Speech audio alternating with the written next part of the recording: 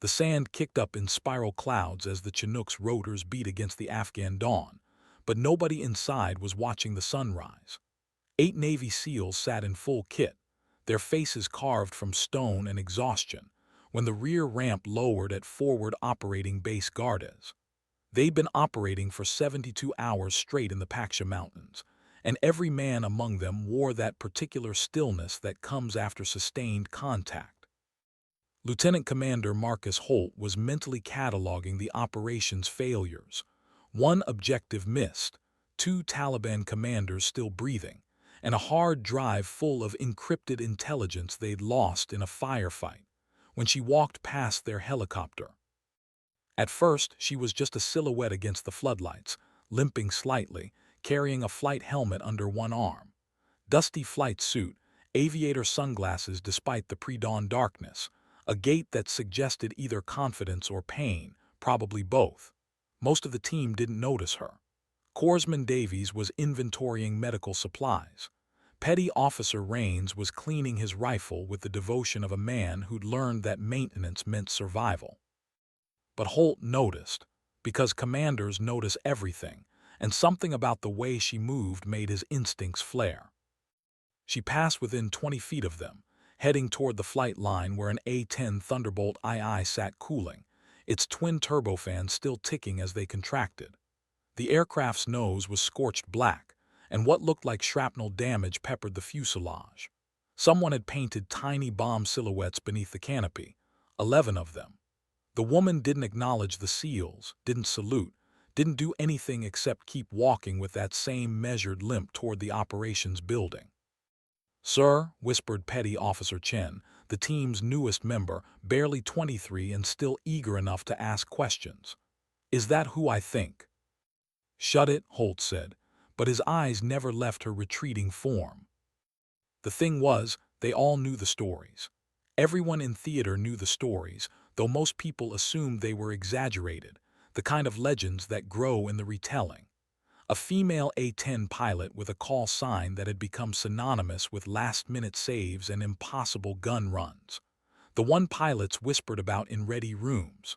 The one ground troops requested by name, though officially that wasn't how close air support worked.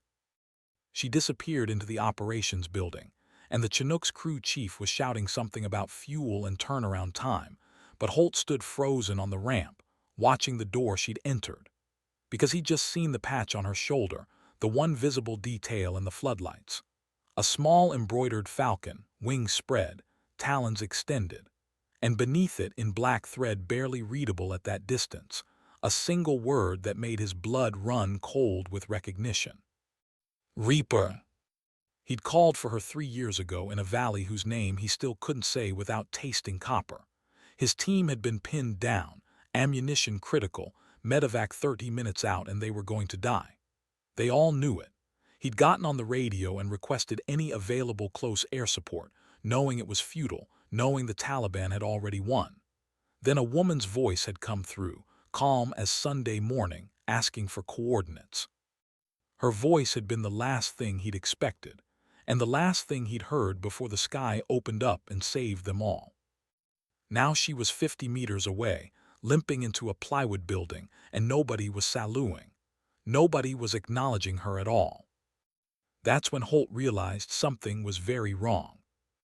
The operations building was the standard deployed architecture: plywood walls, sandbag barriers, a corrugated metal roof that turned the interior into an oven by midday. Inside, Captain Evangeline Reaper Meir sat in a folding chair while a flight surgeon examined her shoulder with hands that weren't quite steady. The doctor was Air Force, a major named Kowalski who'd been in-country for 6 months and had seen enough traumatic injuries to know when someone was hiding pain. "You need to ground yourself," Kowalski said, probing the joint. "This isn't a suggestion." "Noted," Meir replied, her voice flat. Outside, she could hear the Chinook spooling up for departure, could feel the vibration through the cheap furniture. Her shoulder was on fire, had been since the surface-to-air missile had detonated close enough to throw shrapnel through her canopy. But she'd brought the aircraft home, put 1,700 rounds into a Taliban staging area, and extracted 6 Rangers who would otherwise be in body bags. The shoulder could wait. "Captain, I'm serious. You've got a partial rotator cuff tear, possibly worse. You're grounded pending MRI in." "How long?" Mir interrupted. Kowalski sighed the way medical personnel sigh when they know they're losing an argument. "Minimum 2 weeks for imaging and evaluation. Realistically, you're looking at medical evacuation to land stool, surgery, 3 months recovery." 3 months. Mir's jaw tightened imperceptibly. In 3 months, half the pilots currently deployed would rotate home. The summer fighting season would be in full swing, and her replacement would be some fresh-faced captain who'd flown training missions over Nevada and thought they understood what close air support meant. "I need to talk to Lieutenant Colonel Hassan," Mir said, standing. The room tilted slightly, or maybe that was the concussion she definitely didn't have. "Captain." But she was already moving toward the door, helmet tucked under her good arm. Hassan was her squadron commander, a former F-16 pilot who transitioned to A-10s late in his career and understood what the platform could do. He'd also lost his younger brother in Fallujah in 2004, and that loss had carved something permanent into his face. She found him in the Tactical Operations Center, studying a map of Paksha province with the kind of intensity that suggested bad news incoming. He looked up when she entered, and his expression went from tactical calculation to immediate concern. "Mir, Doc says you're injured." "Doc says a lot of things, sir." She stood at attention or close enough. "I'm mission capable." Hassan studied her for a long moment, and Mir knew what he was seeing. The flight suit still stained with hydraulic fluid from this morning's emergency, the barely concealed wince when she'd straightened her posture, the slight tremor in her left hand that she couldn't quite control. He was seeing a pilot who'd been flying combat missions for 8 months straight, who'd accumulated more close air support hours than pilots twice her age, and who was currently held together by stubbornness and whatever painkillers she'd taken before walking in here. "You're grounded," Hassan said quietly. The words landed like physical blows. Mir felt something crack inside her chest, something that had nothing to do with the shoulder injury. "Sir, with respect." "That wasn't a request, Captain." Hassan turned back to the map, effectively dismissing her, and Mir understood this was mercy disguised as command authority. He was protecting her from herself, from the addictive pull of the mission, from the gravitational force that kept pilots flying long after they should have stopped. She wanted to argue, wanted to explain that grounding her meant someone else would take her missions, and that someone else might not bring those ground troops home, but Hassan already knew all of that. She saluted, received a return salute without Hassan looking at her, and walked out into the Afghan morning where the sun was finally breaking over the mountains. Her A-10 sat on the flight line, scorched and damaged but still functional, still ready. Someone from maintenance was already examining the shrapnel holes, making notes on a clipboard. The aircraft had taken hits that should have brought it down, but she'd kept it flying through skill and intimate knowledge of its systems. The A-10 was a forgiving platform, built to absorb punishment and keep fighting. Unlike its pilots, apparently. Mir walked past the flight line toward the transient quarters, each step sending fresh pain through her shoulder, and tried not to think about the empty feeling spreading through her chest. Flying was the only thing that made sense anymore, the only place where the noise in her head quieted down. On the ground, she was just another damaged person in a war full of them. In the air, she was Reaper, and that meant something. Behind her, she didn't hear the SEAL team disembarking from their Chinook. Didn't see Lieutenant Commander Holt watching her walk away with an expression that mixed recognition and something deeper, something closer to reverence. She didn't know that in 12 hours, his team would be inserted into a valley where everything would go catastrophically wrong, and that her name would be the last word on his lips before the radio went dead. The transient quarters were 8-man tents with cots that smelled like mildew and decades of desert deployment. Mir found an empty rack in the corner, dropped her gear, and lay back carefully, her shoulders screaming. Sleep wouldn't come. It never did immediately after missions. so she stared at the canvas ceiling and replayed the morning's sortie in her head, looking for mistakes. The call had come at 0430, ground force in contact, troops in danger of being overrun. She'd been on alert status, sitting in the cockpit running pre-flight checks by flashlight when the coordinates came through. 8 minutes from alert to wheels up, not her fastest but respectable given the visibility conditions. The flight to the target area had been smooth, her wingman, Captain Rodriguez, call sign smoke, flying formation off her right wing. Then they'd arrived over the valley and everything had gotten complicated fast. The ground controller, a stressed army sergeant whose voice kept cracking, had given her a target description. Enemy fighters in a tree line approximately 200 meters from friendly positions. Danger close didn't begin to describe it. At that range, any mistake would kill the people she was trying to save. She'd made 3 passes, each one lower than regulations allowed, putting her A-10's GAU-8 Avenger cannon to work. The 30mm rounds had chewed through the tree line with devastating precision, each burst guided by muscle memory and hundreds of hours of training.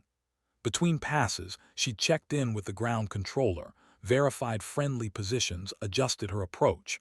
Professional. Controlled. Exactly how close air support was supposed to work. On the 4th pass, the Taliban had gotten smart.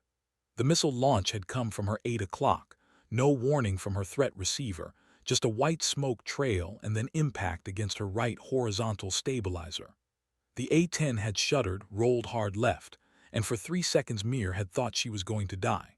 But the aircraft had responded to her inputs, sluggish but flyable, and she'd managed to stay airborne long enough to deliver one final gun run before climbing out. Rodriguez had wanted her to egress immediately, his voice tight on the radio, already calling for emergency recovery procedures.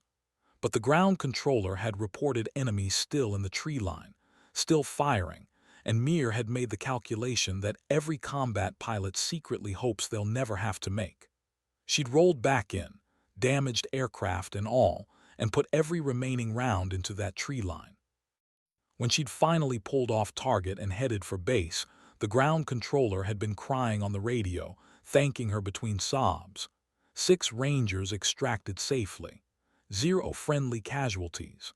Mission successful by every metric that mattered. Now she was grounded, and somewhere out there, other ground teams would call for close air support and get someone else. The tent flap opened and Rodriguez walked in, carrying 2 bottles of water and wearing the expression of someone who'd drawn the short straw. He was Mexican-American, built like a linebacker, and flew with the kind of aggressive precision that made him both an excellent wingman and a terrible poker player. "Doc told Hassan," Rodriguez said without preamble. "Hassan told me, you look like hell, by the way." "Appreciate the honesty," Mir replied, not sitting up. Her shoulder had settled into a deep, pulsing ache that suggested Kowalski's diagnosis was optimistic at best. "You saved those Rangers this morning. Nobody's forgetting that." Rodriguez sat on the adjacent cot, offering her one of the water bottles. "But you also nearly bought it. The maintenance chief says your stabilizer took direct impact, says you shouldn't have been able to fly, let alone fight." Mir accepted the water, drank, and said nothing. Because what was there to say? That she'd felt the aircraft dying under her and had chosen to stay in the fight anyway. That some part of her had welcomed the missile, had seen it as a clean ending to a war that otherwise had none. Rodriguez was a good pilot and a decent friend, but there were thoughts you didn't share, not in theater, not when everyone was already carrying too much. "How long?" Rodriguez asked. "Doc says 3 months. Hassan says I'm grounded pending evaluation." 3 months, that's rough. "It's fine," Mir lied. "Gives me time to finally read all those books people keep recommending." Rodriguez smiled slightly, recognizing the deflection for what it was. "Hassan's bringing in your replacement next week. Some captain transferring from the 442nd, supposed to be good." "They're all supposed to be good," Mir said, closing her eyes, "until they're not." Rodriguez left after a few more minutes of small talk, and Mir was finally alone with her thoughts, which was dangerous because her thoughts lately had started resembling the kind of darkness that lived in the bottom of deep wells. She'd been flying combat for 8 months, had dropped more ordnance and fired more rounds than most pilots did in entire careers, had saved troops who would otherwise be dead, had killed enemies who would otherwise have killed others, had become, in the strange calculus of war, very good at her job. And that was the problem, because being good at killing, even when it was necessary killing, even when it saved lives, that still changed something fundamental in a person's architecture. She'd started seeing the world in terms of threats and targets, had stopped sleeping more than 3 hours at a stretch, had begun to prefer the cockpit's isolation to the messiness of human interaction. Her call sign said it all. Reaper. Granted by her squadron mates after her first month in theater, after she'd put in a gun run so precise and devastating that the ground commander had asked if death itself was flying. The name had stuck, had become her identity, and somewhere along the way Evangeline Mir had receded until only Reaper remained. Outside, she heard rotor wash and the distinctive turbine whine of a Chinook departing. More troops heading somewhere, carrying too much weight and not enough hope. She wondered if they knew about her, if they'd heard the stories. She wondered if it mattered. Sleep came eventually, though it was thin and populated by dreams of falling, of aircraft that wouldn't respond, of ground controllers screaming her name while the sky burned. Standard dreams for combat pilots. Nothing special. She woke 4 hours later to the sound of her phone buzzing with a message from Hassan, his office, 1800 hours, bring your flight records. The meeting was probably about medical evacuation procedures and the administrative nightmare of grounding a pilot mid-deployment.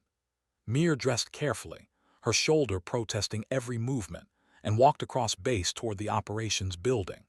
The afternoon heat was brutal, turning the fob into a convection oven where even breathing felt like work. Soldiers and airmen moved between buildings with the economy of motion that came from experience, nobody wasting energy on unnecessary speed. Hassan's office was barely larger than a storage closet, walls covered with maps and mission reports. He was behind a plywood desk that had seen better decades, reading something on a tablet with the kind of focus that suggested classified information. He looked up when she entered, and Mir saw immediately that this wasn't about medical evacuation. "Sit," Hassan said, and there was something in his voice that made her pulse quicken. "We have a problem." Mir sat in the folding chair across from him, waiting. Hassan wasn't prone to drama or unnecessary preamble. If he said there was a problem, it meant someone was in trouble or about to be. Last night, JSOC inserted a SEAL team into the Paksha Mountains for a high-value target operation, Hassan began. The operation went sideways. They're currently pinned down in a valley with limited ammunition, multiple casualties, and Taliban reinforcements closing in. Air support has been ineffective due to weather and terrain masking. They've been calling for emergency extraction, but nothing's been able to get through the mountain passes. Mir felt something cold settle in her stomach. When did this happen? Approximately 6 hours ago. They've been in sustained contact since insertion. Hassan turned the tablet toward her, showing a tactical map with a red circle marking the SEAL team's last known position. The team leader is Lieutenant Commander Marcus Holt. According to his last transmission, they have maybe 2 hours before they're overrun. The name meant nothing to Mir, but the situation was nightmarishly clear. A special operations team trapped in the mountains, weather closing in, enemy forces converging. This was the scenario every close air support pilot trained for and hoped never to face.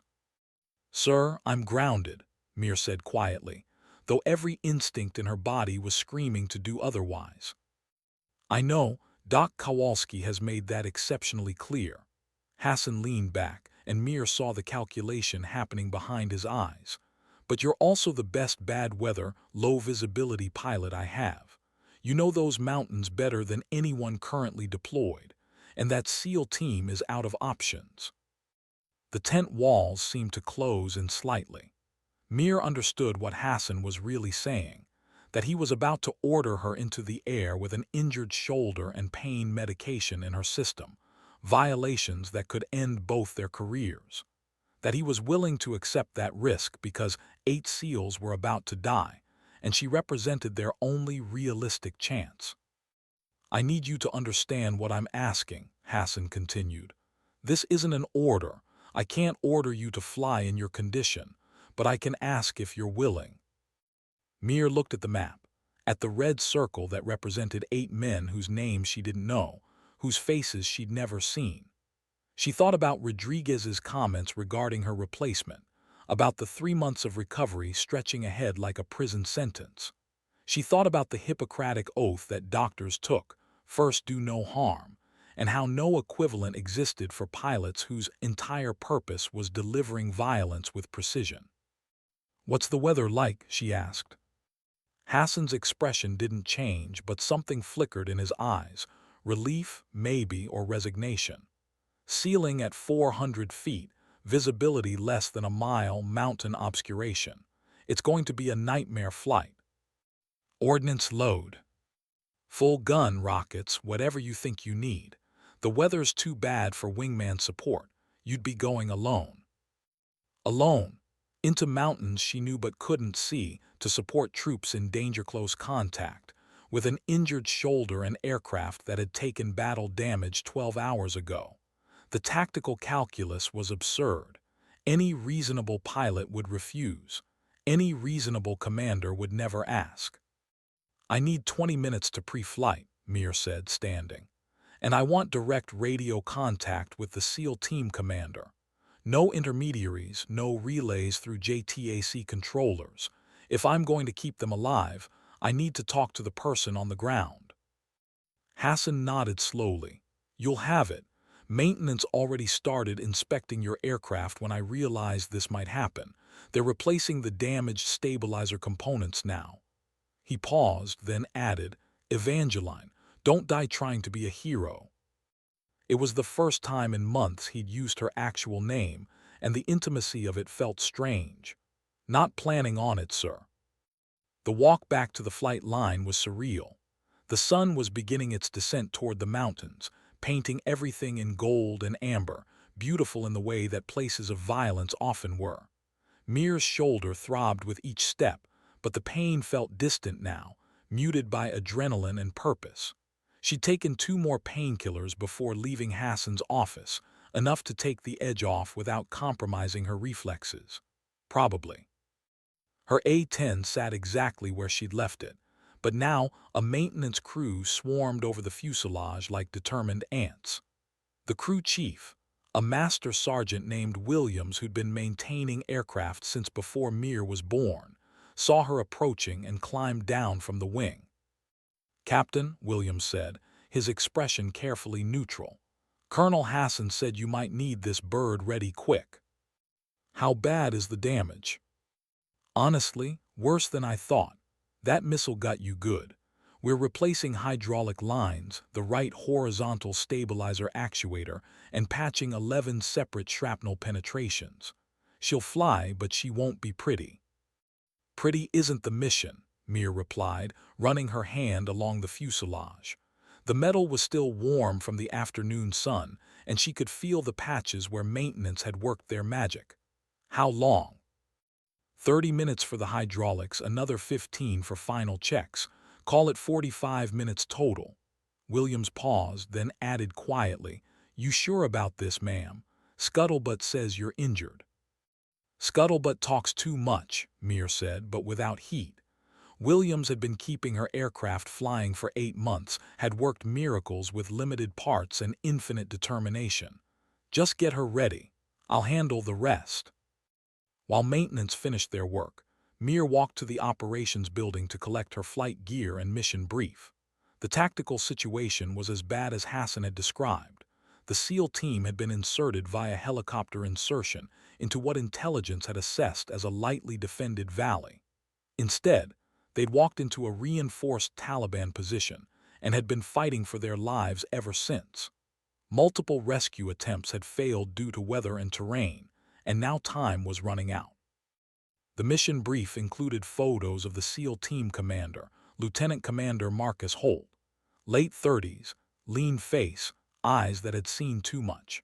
According to his record, he'd been operating in Afghanistan for 6 tours, had more combat decorations than most people had socks, and had requested emergency close air support using her call sign specifically. That last detail made something twist in Mir's chest, though she couldn't articulate why. She suited up in the ready room, the ritual of donning flight gear centering her scattered thoughts. G-suit, survival vest, helmet with its scratched visor and communications equipment. Each piece was worn and familiar extensions of her body. She checked her survival radio, ensured her sidearm was loaded. Standard procedure, though if she was on the ground using a pistol, something had gone catastrophically wrong and walked back out into the dying light. The A-10 was buttoned up, maintenance complete, Williams standing beside the ladder with a thumbs up. Mir climbed into the cockpit with practiced efficiency, ignoring the way her shoulders screamed at the movement. The instrument panel glowed to life as she powered up systems, each switch and dial exactly where muscle memory expected. This was the one place in the world where she felt completely competent, where chaos resolved into clear procedures, and the only variables that mattered were altitude, airspeed, and ammunition remaining. She ran through the pre-flight checklist with methodical precision, verifying systems that had just been repaired, checking weapons status and fuel load. The GAU-8 cannon's ammunition counter showed 1,100 rounds, not a full load but enough. Rockets hung under the wings, each one a precisely calibrated instrument of destruction. The aircraft felt solid under her hands, damaged but functional, much like herself. Tower cleared her for immediate departure, priority override, and Mir taxied to the runway without ceremony. The sun was touching the mountains now, bleeding orange and red across the sky, and she thought about the men in the valley watching that same sunset and wondering if they'd see another. Then she pushed throttles forward, felt the twin turbofans respond with their characteristic howl, and accelerated into the Afghan dusk, carrying 1,100 rounds and a damaged shoulder, and the slim hope that both would be enough. The flight toward the mountains was 30 minutes of increasing darkness and decreasing visibility. Weather closed in around her like a fist, clouds pressing down from above while terrain rose to meet them from below. Mir flew on instruments mostly, occasionally catching glimpses of ridgelines through gaps in the overcast. The A-10's radar altimeter chirped warnings as she descended, and she silenced them without thought. Flying this low in these conditions was insane. Flying alone made it suicidal. But the alternative was 8 dead SEALs, so she kept flying. Any station, this is Reaper 7-1, flight of 1 inbound your position, she transmitted on the emergency frequency Hassan had provided. How copy? Static answered her for 5 seconds, then 10. Then a male voice, strained but controlled. Reaper 7-1, this is Steel 9-1. Holy shit, you actually came. Something in the voice, exhaustion mixed with desperate hope, made Mir's jaw tighten. Steel 9-1, that's affirmative. Give me your tactical situation and friendly positions, and talk to me like I'm right there with you because I'm about to be. Over the next 10 minutes, Lieutenant Commander Holt painted a picture of sustained hell. His 8-man team was pinned in a dried riverbed, enemy forces occupying high ground on 3 sides. They'd been taking fire for hours, had 2 men with serious wounds, and were down to their last magazines. Taliban reinforcements were moving up through the valley, and his team would be overrun before full darkness. Previous air support attempts had been ineffective.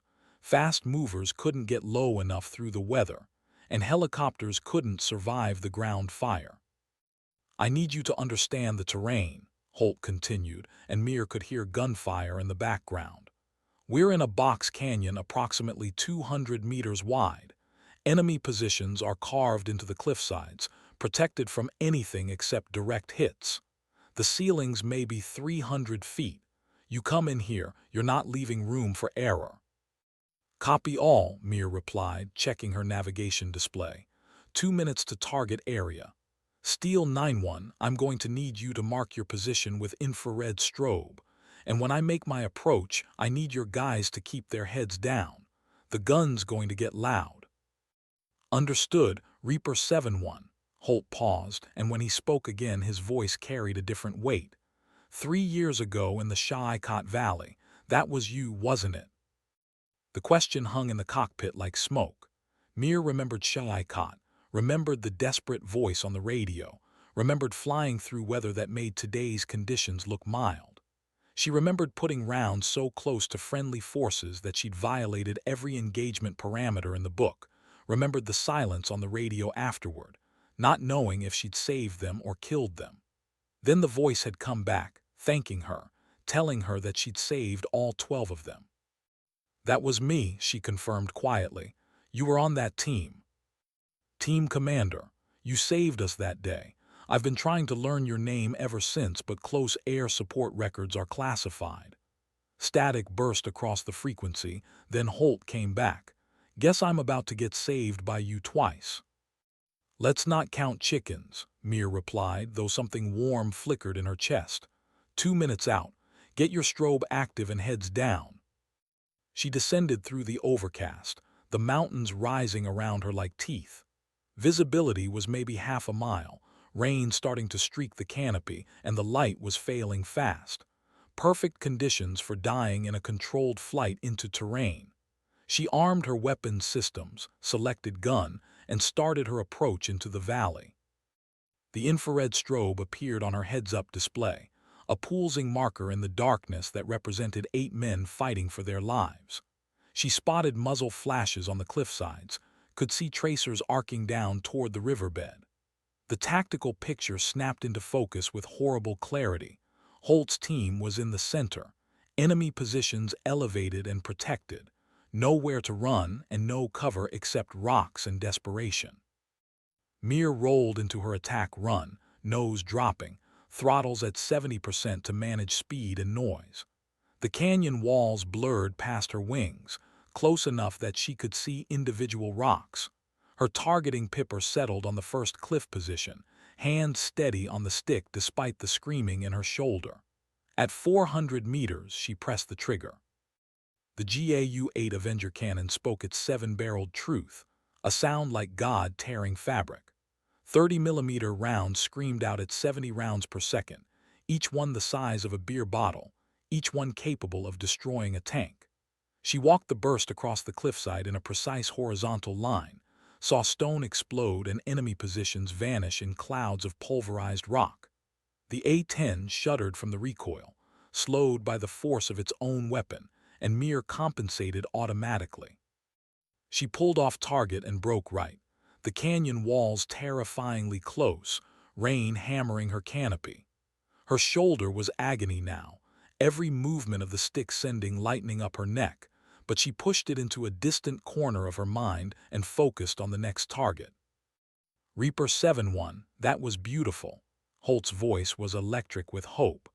Enemy fire from cliff positions has ceased, but we've got reinforcements moving up the valley, approximately 300 meters northeast of our position.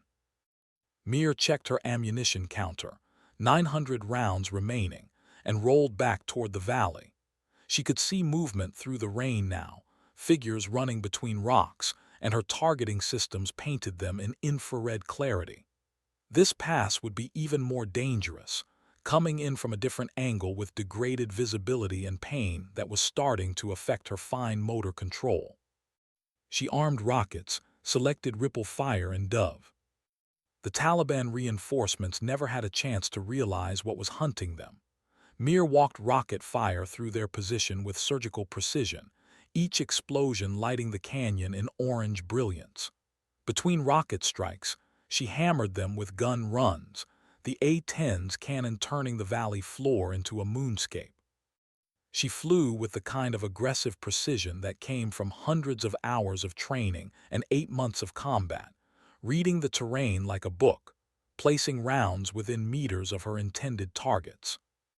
On her 4th pass, the weather finally betrayed her. A wind shear caught her aircraft at low altitude, slamming her sideways toward the canyon wall. Mir corrected hard, too hard, and felt something tear in her shoulder. The pain was white-hot and immediate, made her vision blur for 2 critical seconds. She fought for control, pulled level with maybe 20 meters of clearance, and had to climb out of the canyon to regain her composure. "Steel 9-1, I need a minute," she transmitted, voice tight. "Taking weather, how's your situation?" Holding steady, enemy fire has decreased significantly. Holt paused. "Reaper, you okay? That last pass looked rough." "Fine," Mir lied, though her left arm was barely responding now. "Give me 60 seconds and I'm coming back." She orbited above the canyon, rain hammering the canopy, trying to breathe through the pain. Her shoulder was definitely torn now, badly, and her left hand was starting to go numb.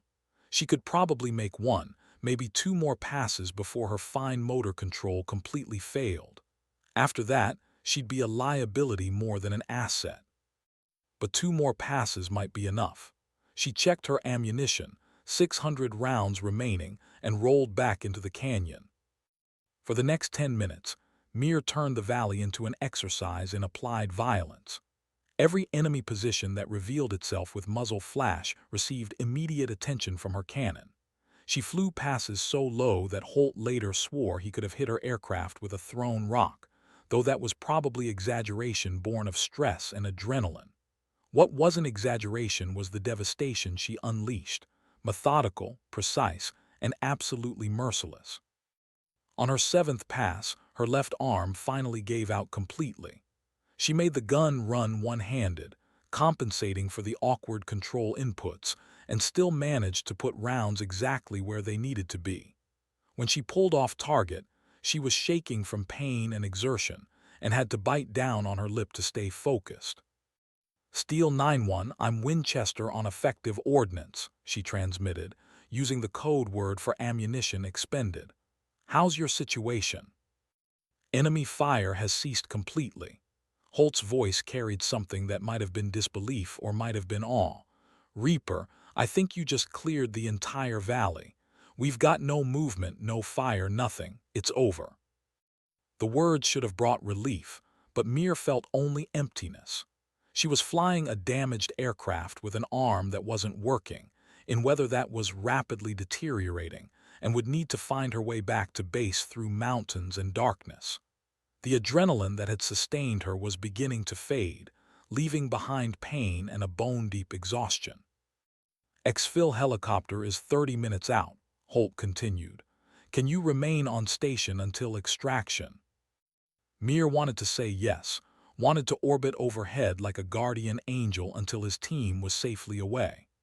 But her fuel state was critical, her aircraft was damaged, and her physical condition was degrading rapidly. Staying would mean risking a crash that would turn her from asset to liability. "Negative, Steel 9-1.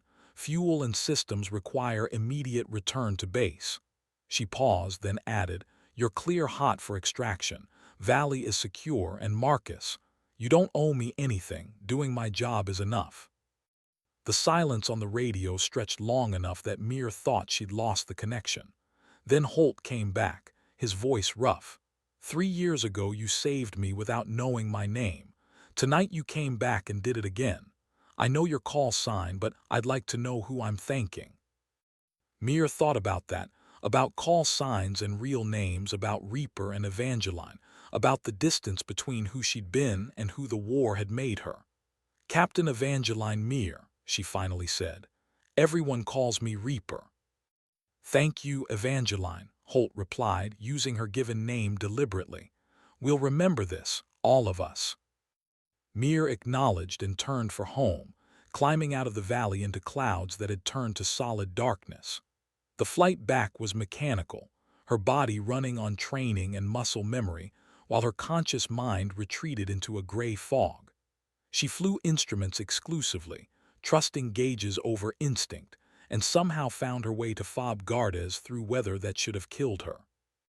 Landing was an exercise in controlled disaster. Her approach was sloppy, altitude control inconsistent, but she managed to get the aircraft on the runway without crashing. As soon as the wheels touched, her vision started to narrow.